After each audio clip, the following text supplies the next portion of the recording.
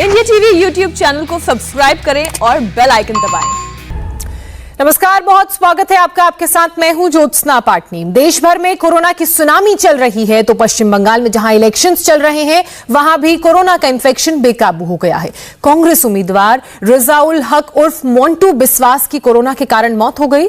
रजाउल हक मुर्शिदाबाद के शमशेरगंज से कांग्रेस के उम्मीदवार थे। आपको बता दें कि उनकी तबीयत बिगड़ने पर कल ही उन्हें जंगीरपुर से कोलकाता रेफर किया गया था और आज सुबह अस्पताल में उनकी मौत हो गई।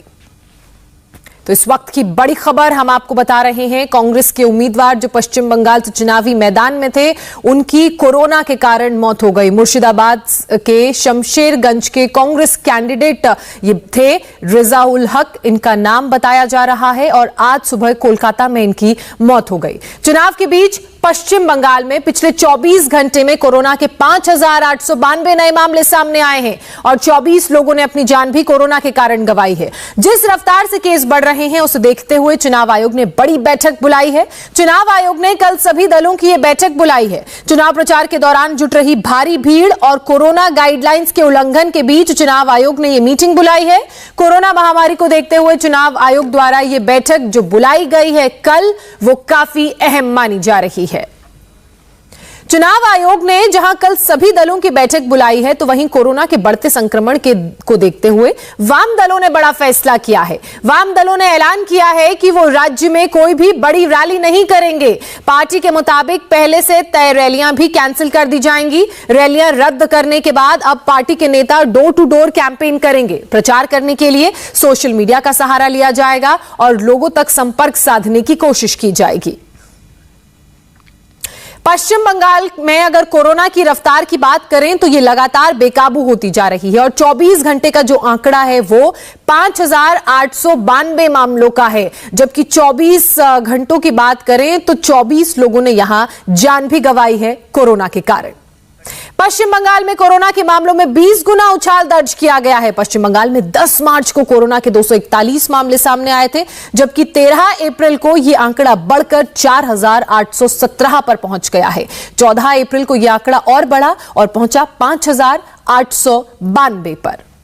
पश्चिम बंगाल में प्रचार के दौरान जिस तरह से कोरोना गाइडलाइंस की धज्जियां उड़ाई जा रही हैं, उनका उल्लंघन किया जा रहा है, उस पर कोलकाता हाईकोर्ट ने भी सख्त रुख अख्तियार किया है। हाईकोर्ट ने सभी जिलाधिकारियों से राजनीतिक कार्यक्रमों में कोरोना की स्थिति पर नजर रखने को कहा है और नियमों का पालन करने की भी हिदायत दी है। कोर्ट ने कहा है कि जरूरत पड़ने पर सोशल डिस्टेंसिंग के लिए धारा 144 भी लगा सकते हैं। रैली में सैनिटाइजर की व्यवस्था पर भी कोर्ट ने बात की है। पवन नारा मेरे सहयोगी इस वक्त हमारे साथ कोलकाता से लाइव जुड़ चुके हैं। पवन, कोरोना की बात करें तो न सिर्फ पूरे देश में बल्कि कोलकाता में भी इसका खौफ, पश्चिम बंगाल में भी इसका खौफ बढ़ता जा रहा है और कांग्रेस के कैंडिडेट को कोरोना के कारण अपनी जान गंवानी पड़ी। अब ऐसे में चुनाव आयोग ने कल एक अहम बैठक की बात कही है। उसके अलावा हाईकोर्ट ने भी तमाम आदेश जारी किए हैं। जी ज्योत्सना, आपको बता दें कि कोरोना वो सच्चाई है जिसकी पश्चिम बंगाल में कोई बात नहीं कर रहा था। अब मामले बढ़े हैं तो सबको याद आ रही है। आपको बता दें कि चुनाव आयोग की ये बैठक कोलकाता हाईकोर्ट में एक PIL फाइल की गई, उसके बाद बुलाई गई है। चुनाव आयोग ने बाकायदा गाइडलाइंस जारी की थी कि कैसे पोलिंग बूथ पर कोविड प्रोटोकॉल का ध्यान रखा जाएगा और कैसे चुनावी रैलियों में कोविड प्रोटोकॉल का ध्यान रखा जाना है।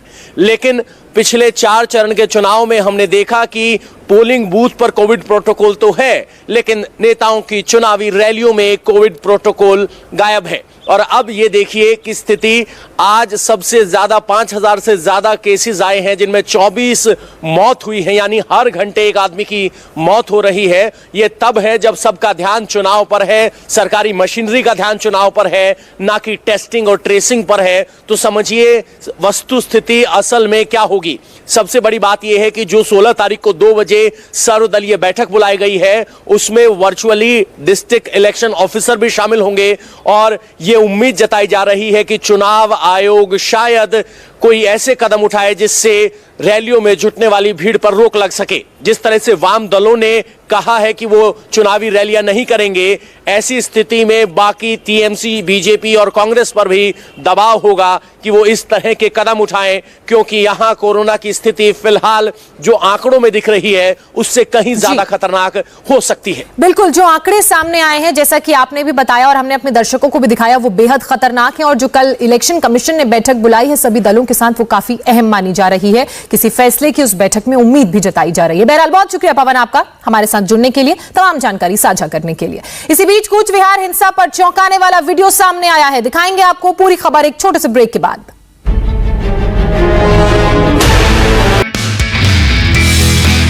नमस्ते, मैं हूं मीनाक्षी जोशी। वीडियो और खबरों से अपडेट रहने के लिए India TV YouTube channel subscribe करें, बेल आइकन दबाना ना भूलें। जुड़े रहें इंडिया टीवी के साथ।